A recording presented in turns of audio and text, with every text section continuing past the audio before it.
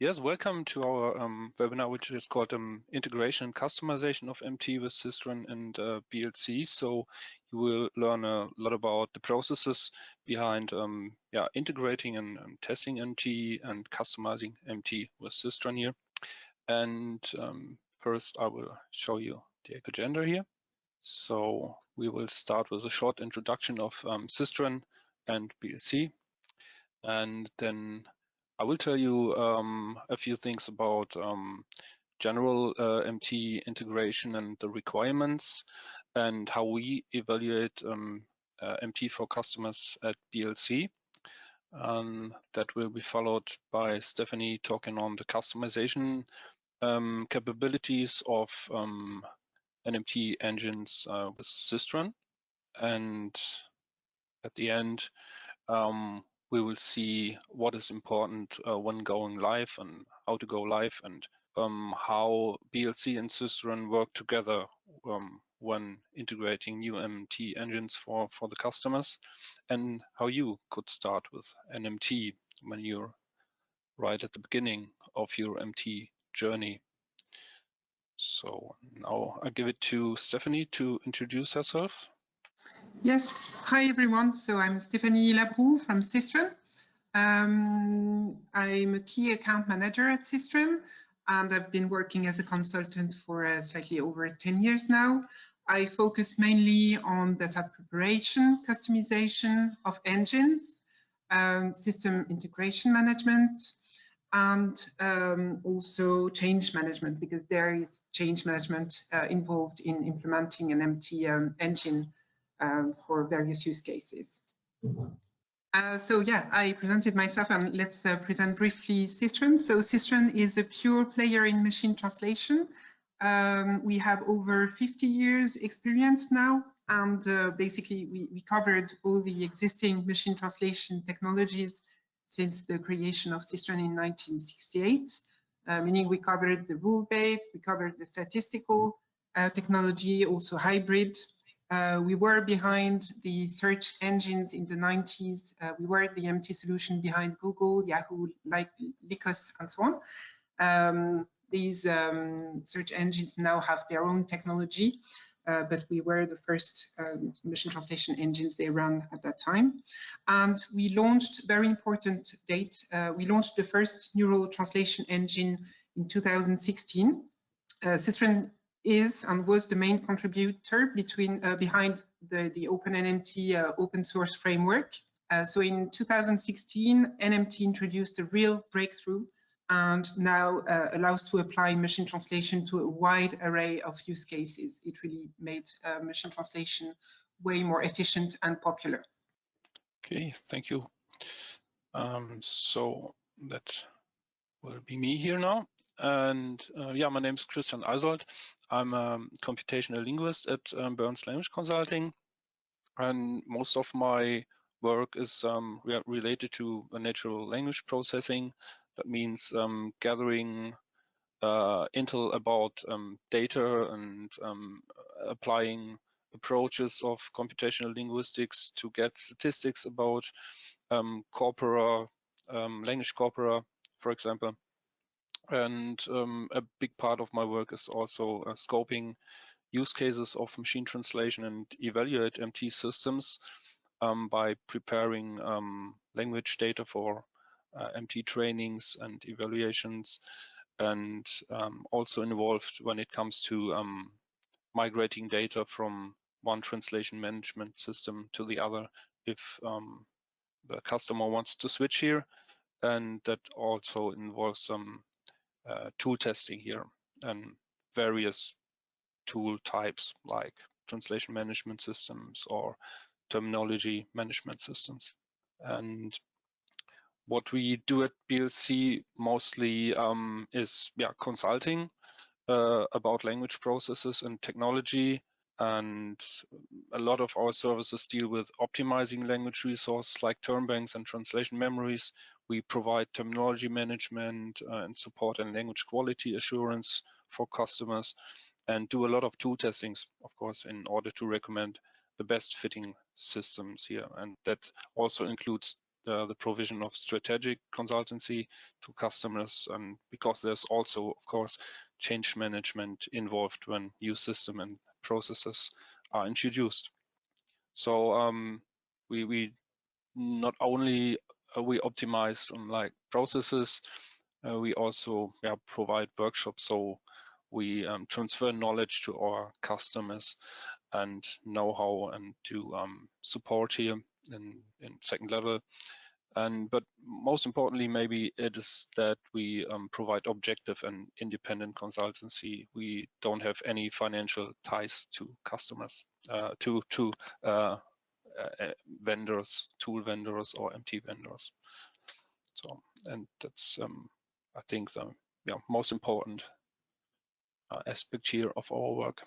So let's begin with showing you how we scope NMT and requirements. And the situation in companies is almost the same, regardless of the vertical of our customer.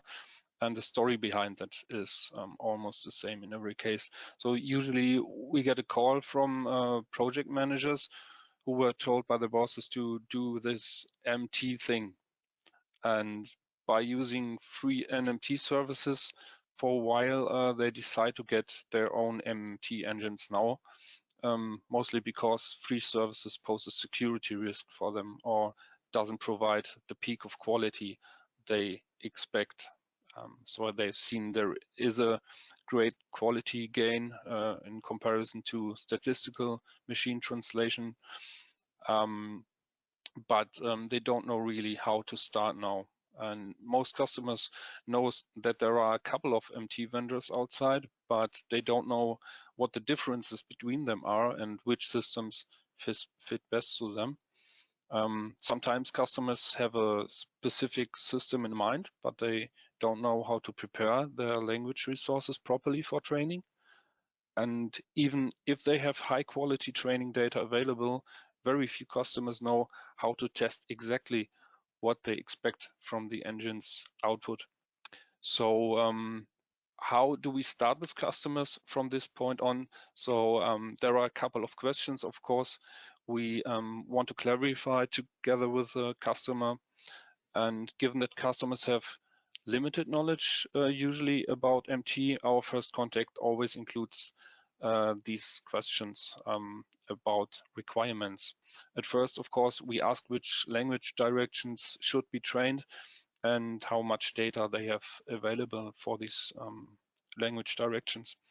In order to estimate the data quality, we get data samples usually from the customers, which mostly are TMX files and term banks in Excel or TBX.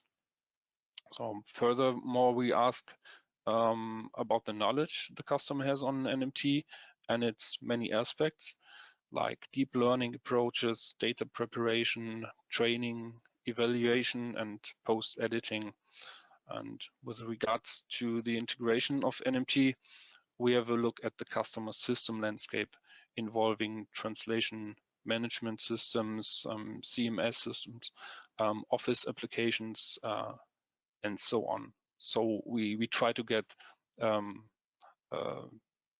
most detailed view of the landscape here and the requirements in order to start the MT process here. And you can see the MT process here, which is made of 4 steps, you could say.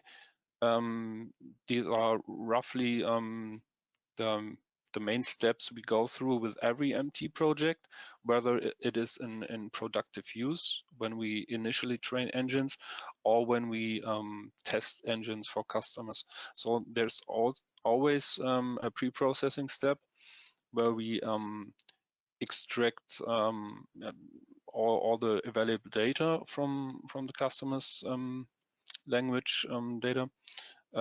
We groom the data, so we get rid of all non-linguistic content that isn't valuable for MT training, and that also involves some steps like data alignment and anonymization.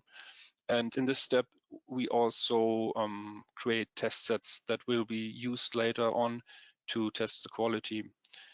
In the next step, we train the engines. That means we take a training set here of sentences. We bring together all the training data for specific domains, if there are domains to be separated in the data. The step also involves configuration of the MT system, and of course then training the engine, and eventually the use of terminology, which is important, of course, in some cases. And the next step after training is the evaluation. So we take the test sets we have created in the pre-processing step, and based on these, we evaluate the engine quality with automatic metrics and by human evaluation. So humans will annotate errors. These are experts on the content from the customer side or from a third-party side if the internal experts don't support the required language directions. And the result of evaluation is a detailed view on the quality here, and it's the basis for the decision on optimization of MT engines and eventually retesting if something was optimized. Finally, if the engines are approved by the customer, there's an integration step, and there we look at all the necessary workflow integrations, mostly in translation management systems or into customer portals, interfaces via APIs. So in every CMS system the customer uses, and we also look at the post-editing process, of course. So that could be also internally or at the LSP side, and this involves, for example, creating guidelines on post-editing and quality assessment.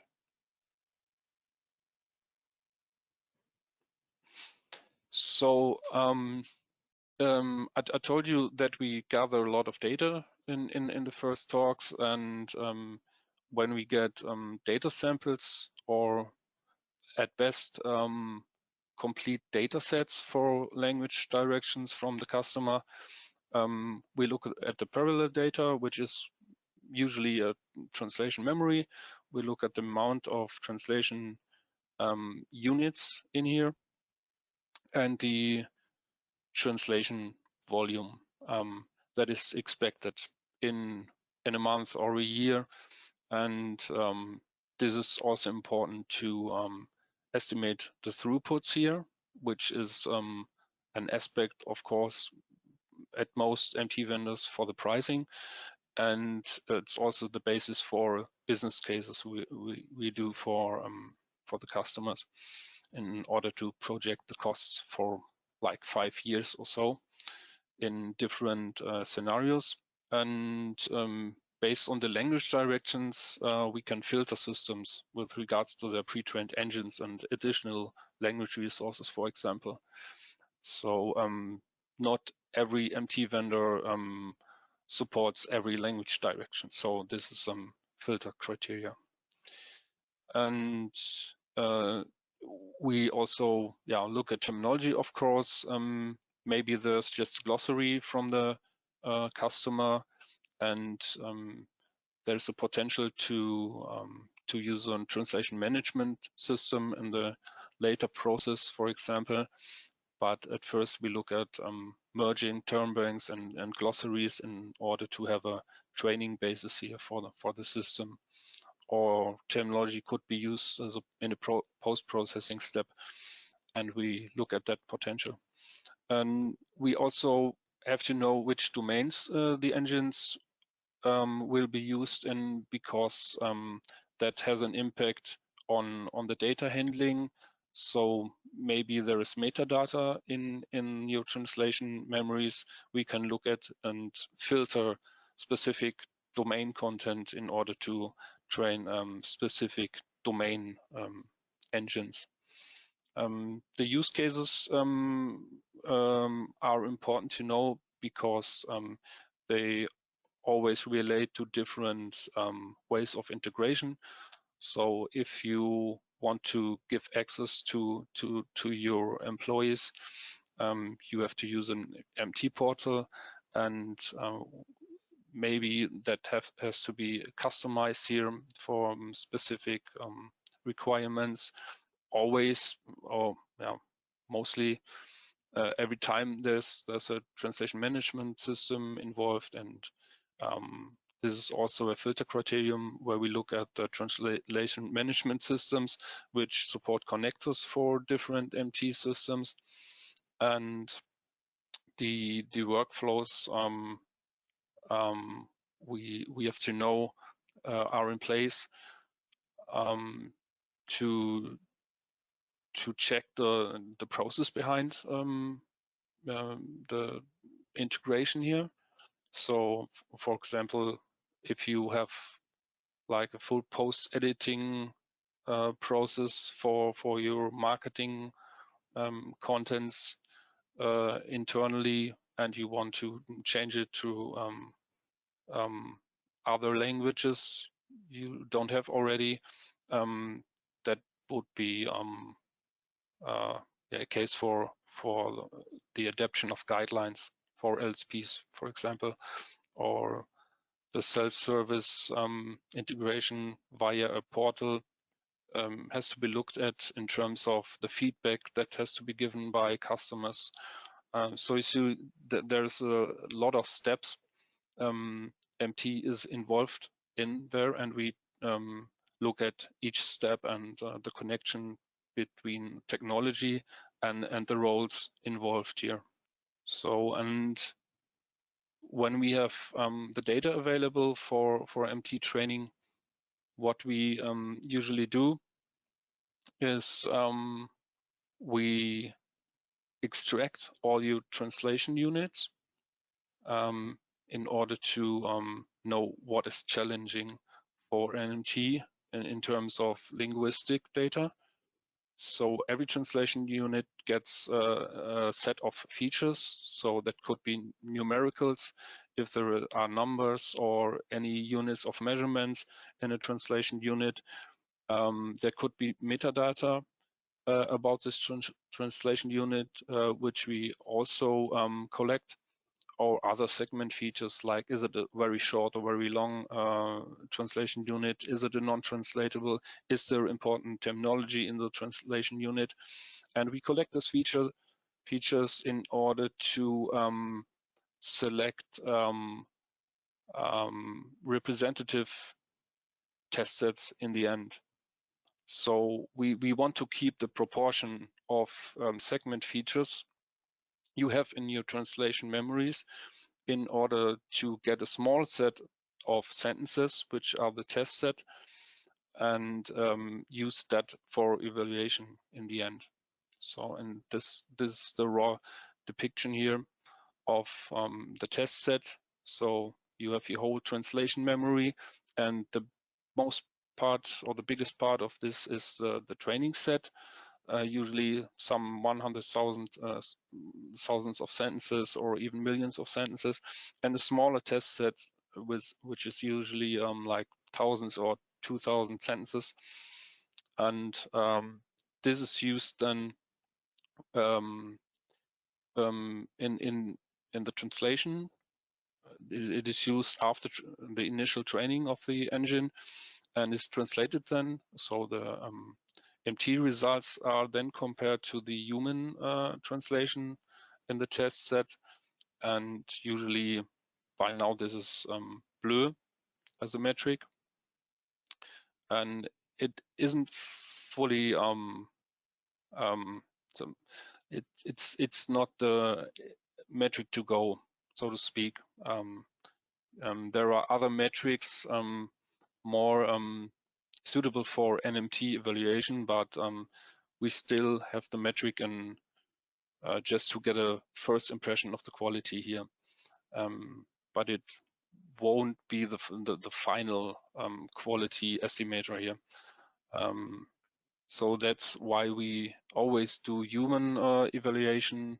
So, and this always done on a subset on the automatic set, and it could be of variable size and is based on an error metric. So this is a set of error types which is applied to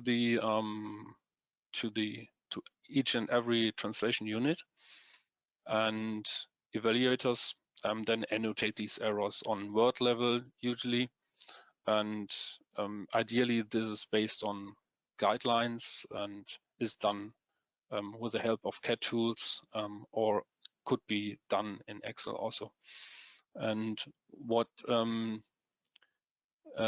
is also done is post-editing here, so that we can see how the post-editing distance is in the end. So this is just a short example of the results here. So we have always the source and the machine translation and the reference. At hand, what the evaluator sees is just the source and the MT, and then they are free to post-edit the MT and annotate the error types to each and every translation unit. On the right side, you see the metrics we get from this comparison. So we get a blue score, which is an automatic score, and a post-editing distance. So the amount of changes that went into the translation unit, and the percentage in relation to the sentence length.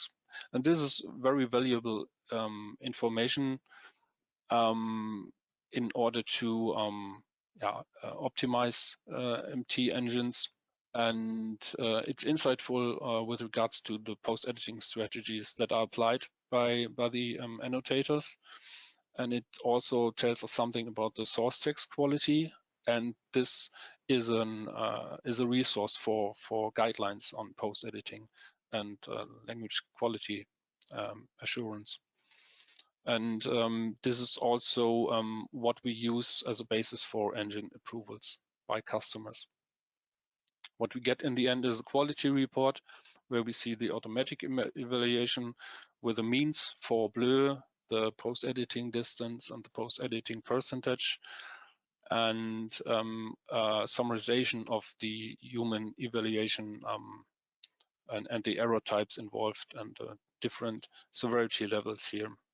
And this is compared to the acceptance criteria, which have to be set beforehand, of course, in order to approve the engines on our side.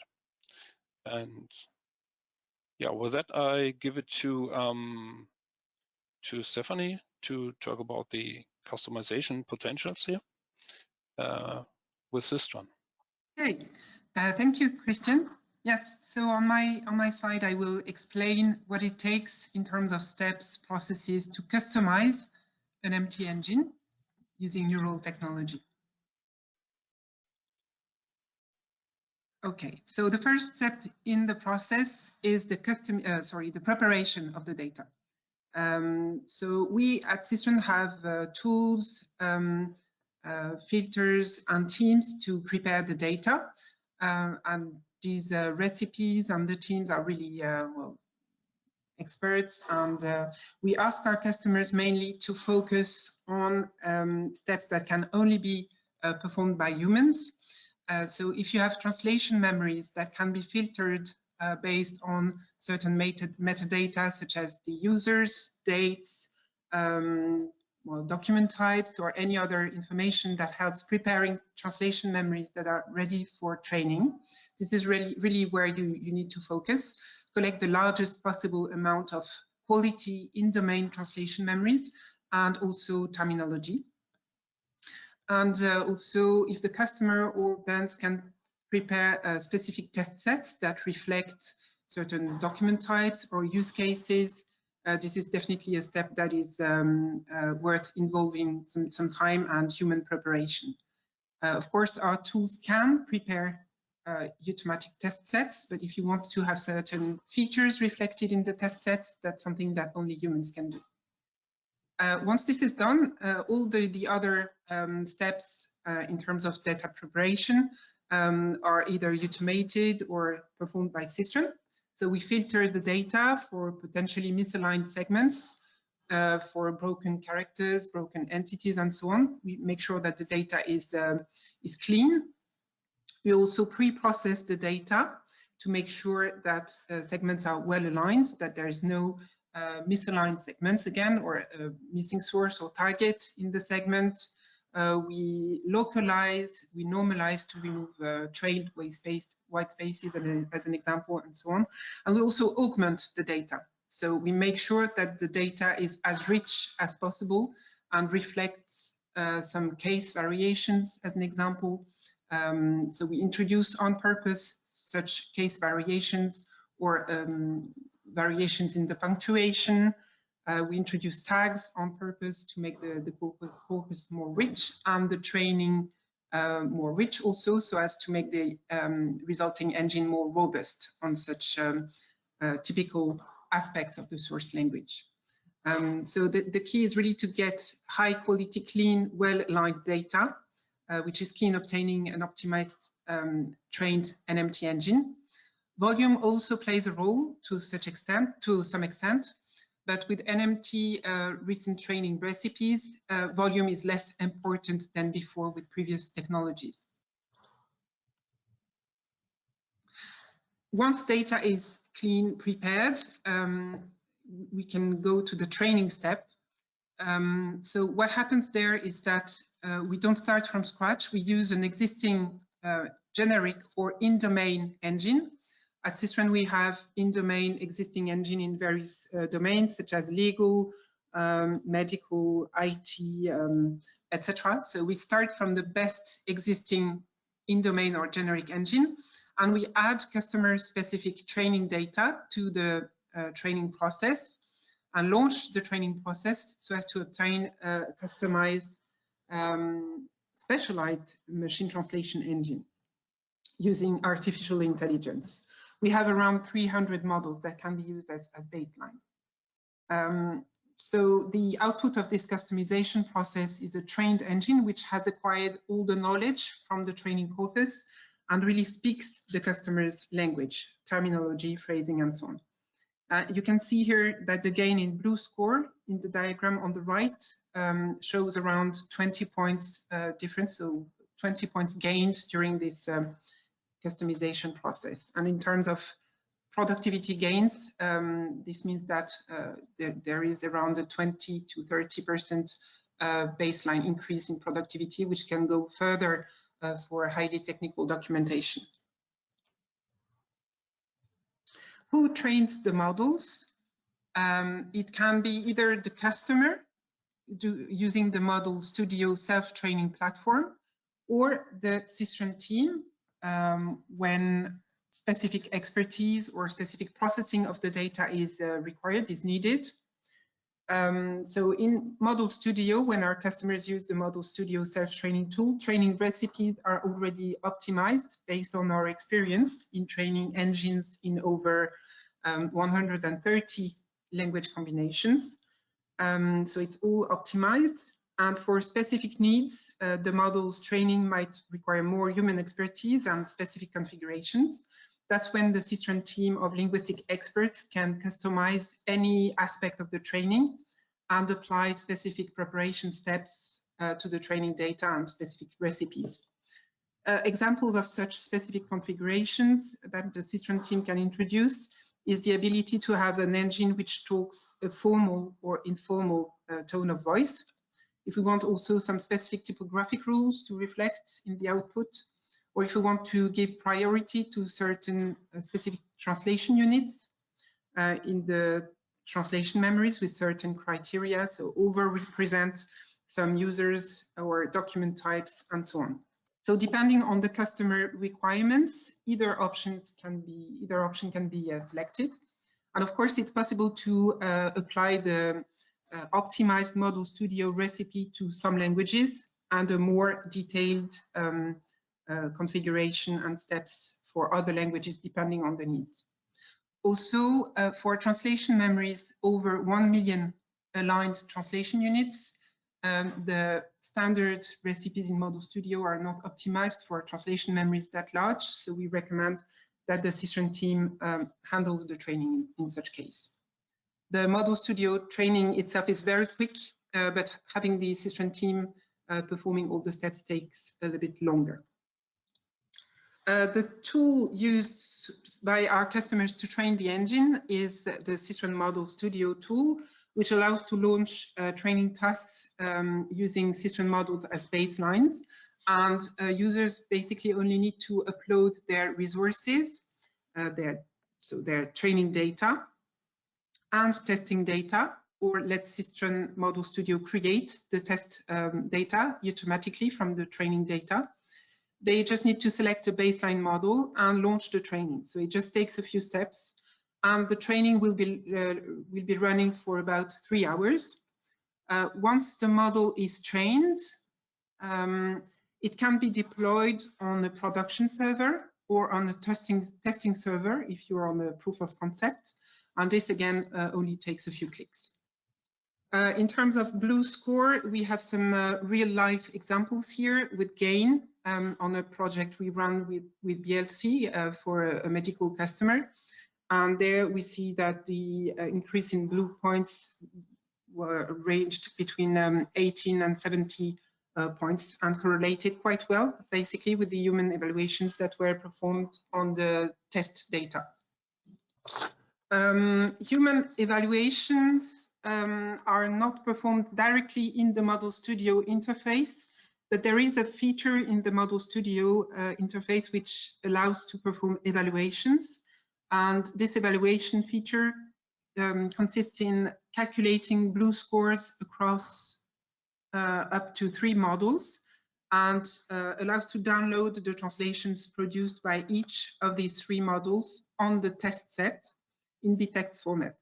And then it's easy to use external tools, such as the ones used by BLC, to perform a more detailed human analysis on the translations, analyze the distance, performance on specific criteria, such as the adherence to the terminology, ability to render formulas for chemical contents for a medical customer, and so on.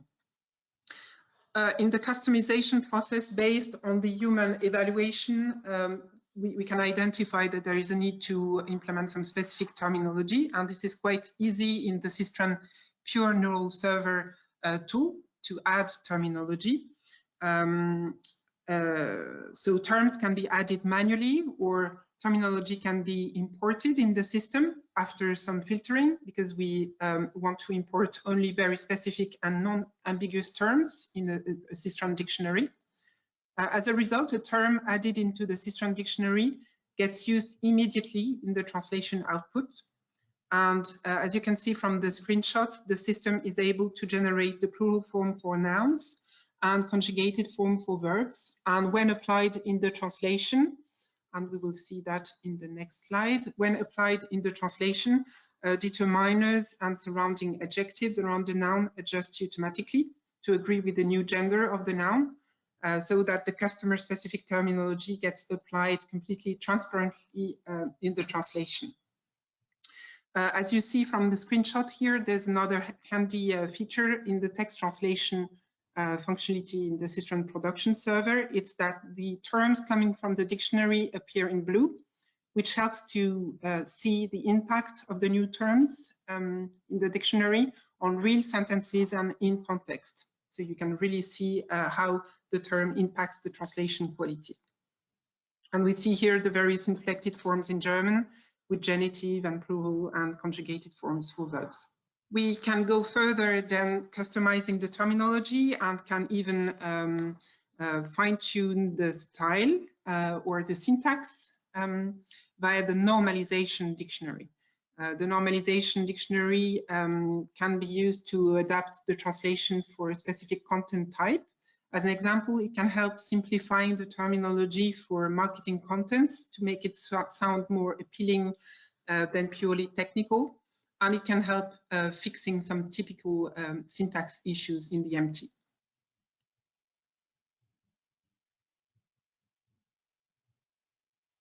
Once the engines are trained and customized, it's time to deploy them on a production server where translation requests can be posted by the employees corporate-wide.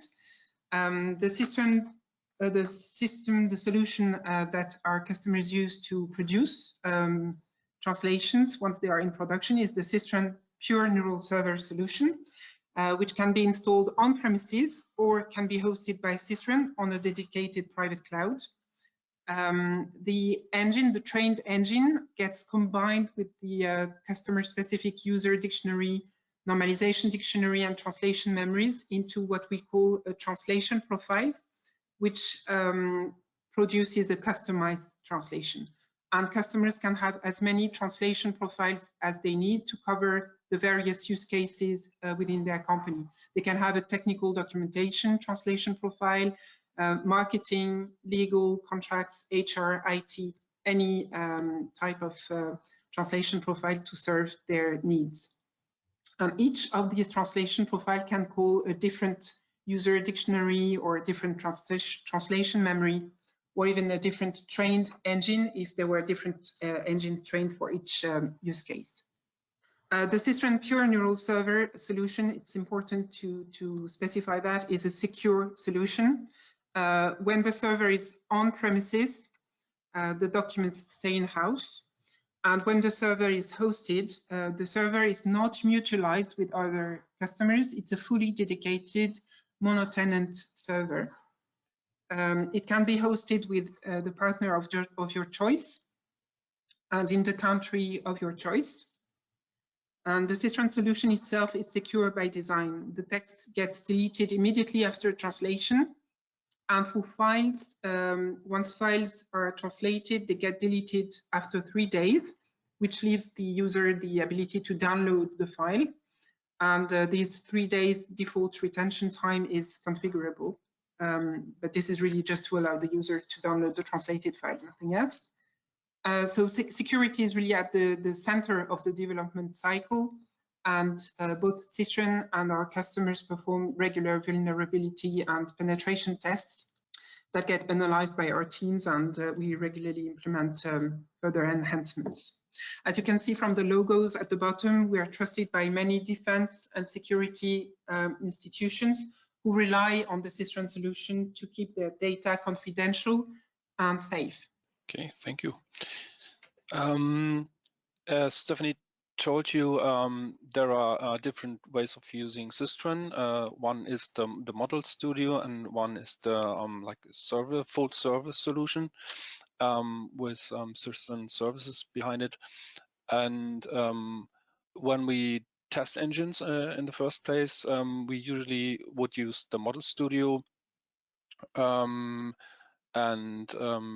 Yeah, I told you about the preliminary actions we have to do, that is data grooming and so on. And also when going live in a productive process, there's always data handling to do in terms of handling of translation memories. You have to sort the data. You have to merge memories and new memories that eventually come from new stakeholders, and you have to filter metadata in order to train and test engines. And this is also true for the terminology. You have always glossaries that have to be imported into SYSTRAN, and you don't want to type every term entry single-handedly into the system. So there are ways to batch import terms that could be thousands, and that has to adhere to some specific rules. And we help the customer here to create these batch imports for glossaries, for example.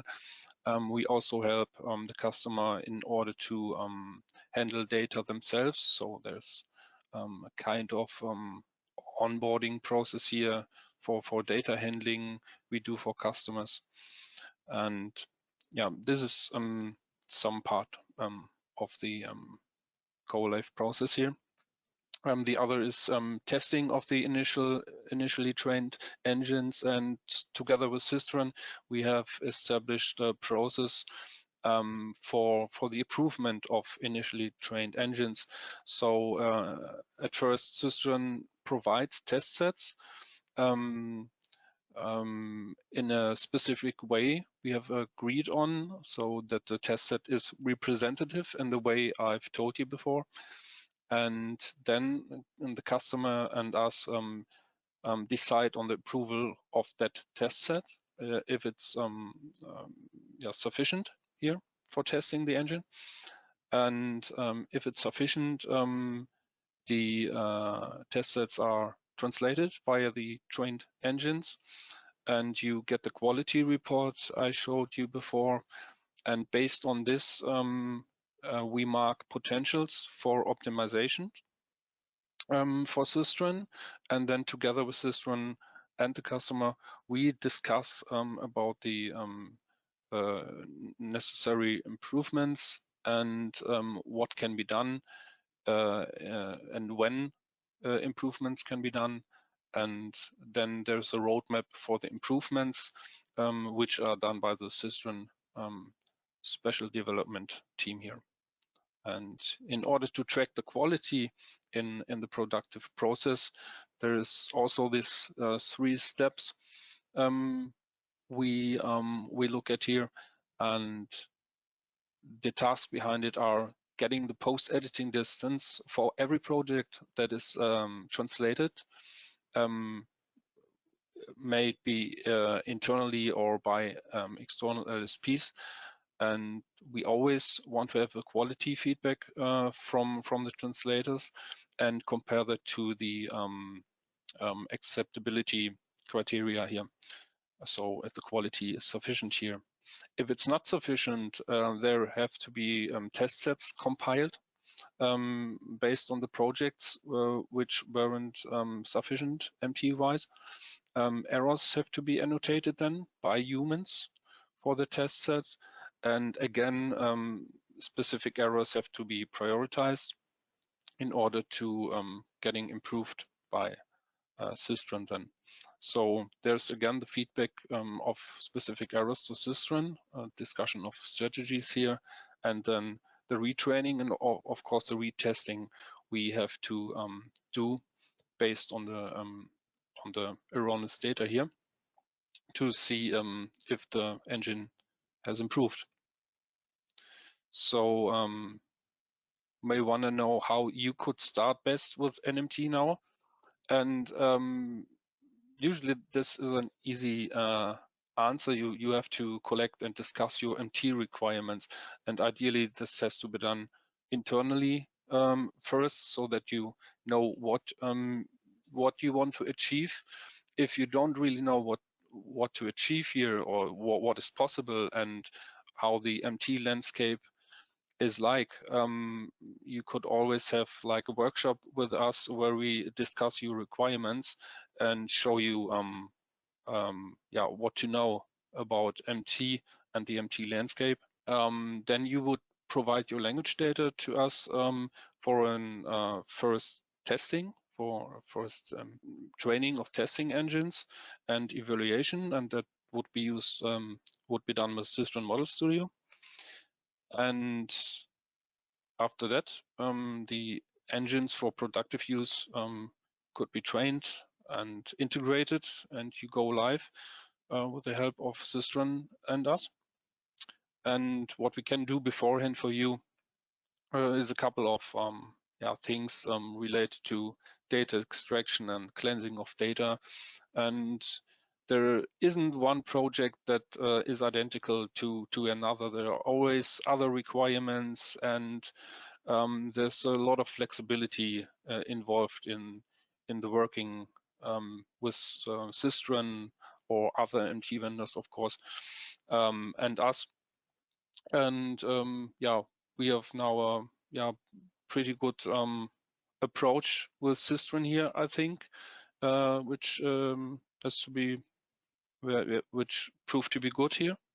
And maybe you have questions here regarding the process. and give it to Stéphanie here, to our Stéphanie. Thank you for a webinar. It was great, and we have some questions for you. So the first question that arrived us is, how long does the testing last, and what is the most challenging about it? Okay. Maybe, yeah. Do you want to start, Christian?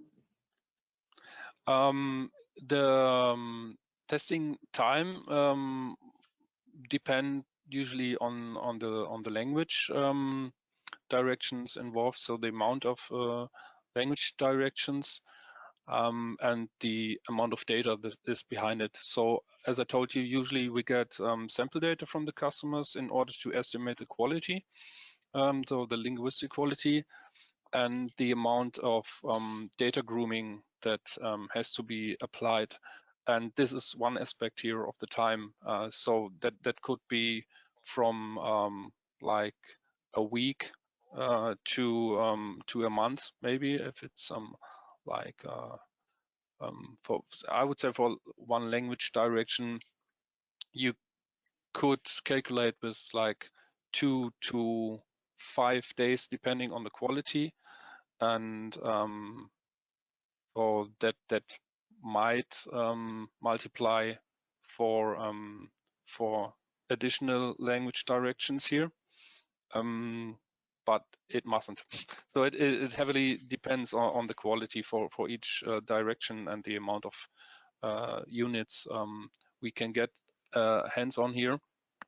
And then for the training itself won't take that long.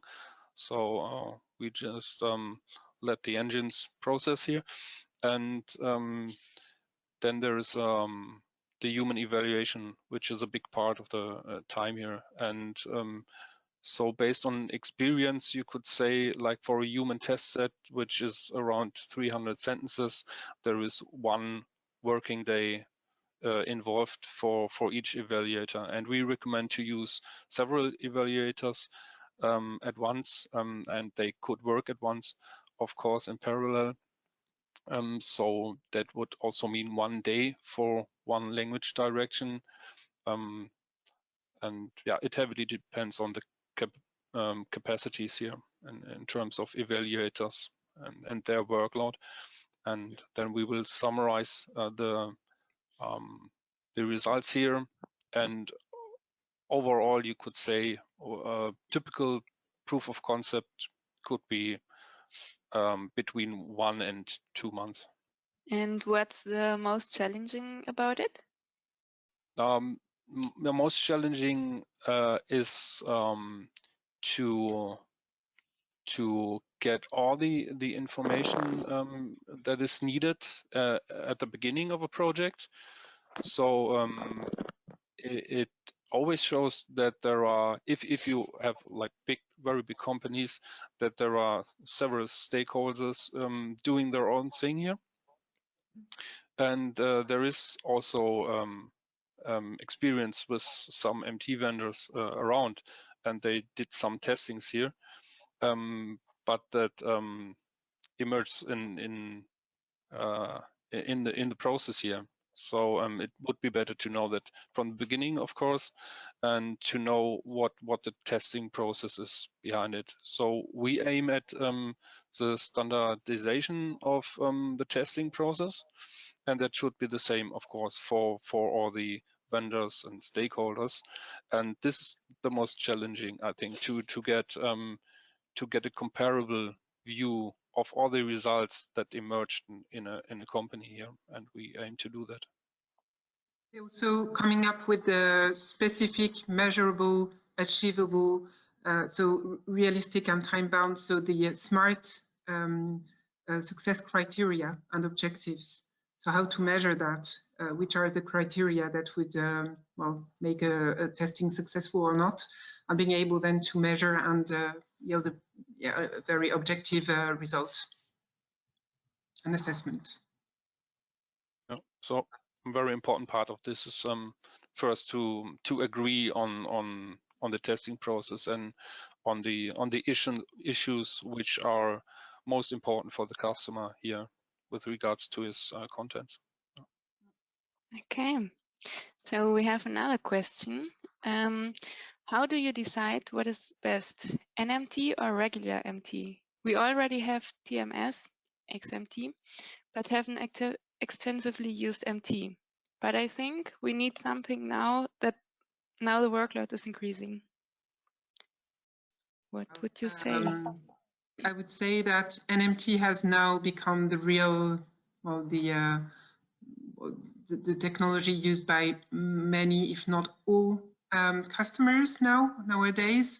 And if you have the data to train an SMT engine, you also have the data to train an NMT engine. So I would definitely recommend to go NMT instead of SMT. Translation quality is completely different. It's really a totally different, it's a paradigm shift between the two technologies.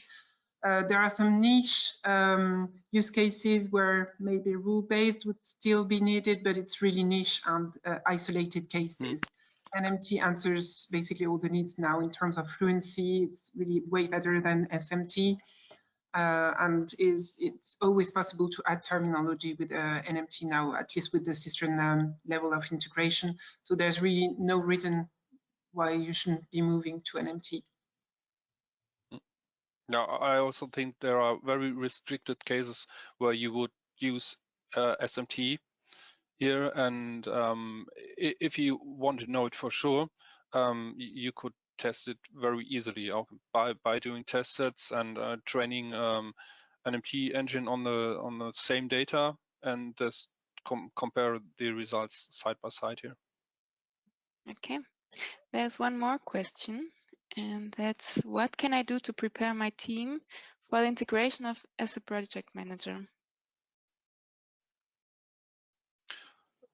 I would say, yeah, as you've seen, there are heavy workloads with regards to data preparation.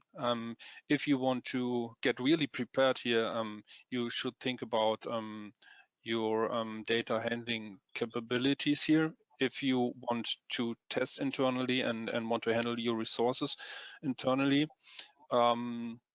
if you can do this, and most companies don't have the capacities, therefore, of course, you can handle that over to the MT vendor or to or us, of course. And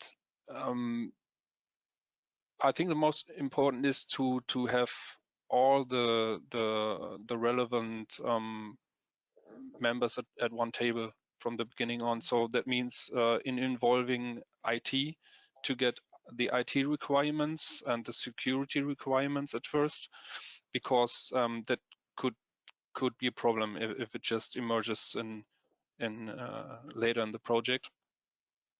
So, and of course, to know what your stakeholders really need. So get all the people together here. And so that means IT project management, and of course, like the user base for your stakeholders, so that you know which are the requirements, that you know which integrations are needed later on, so that you can start with all the resources and communicate this to the vendor. Yeah. And to know, of course, yeah, what the volumes are here, so the volumes that you expect in translation, because this is important to have your business cases and to project your costs in the future. Okay. So maybe also identify what changes would impact the team if MT is implemented, and if there are any worries, any doubts, address them from the start. So really make sure that everyone knows what impact it will have on their workflow or habits, and discuss them from the beginning with Berns, with us. We're there to help the change management. Perfect. Thank you. And thank you for your questions. But we are running out of time. And if you have any further questions, please feel free to contact us. So thank you for assisting our webinar. Thank you for being with us, and yeah, hopefully, yeah, see you around. Goodbye. Goodbye.